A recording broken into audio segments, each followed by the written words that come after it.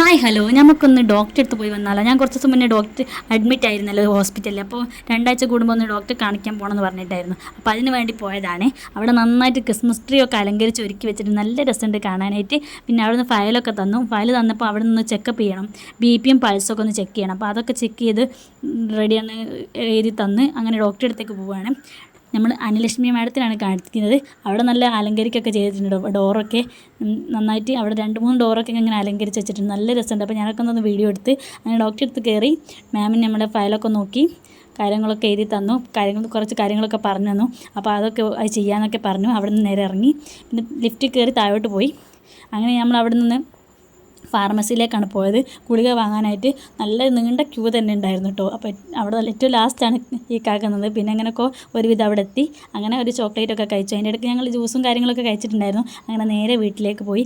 അപ്പോൾ ഇന്ന് ഇത്രയുള്ള വീഡിയോ. അപ്പോൾ ശരി, ടാറ്റാ.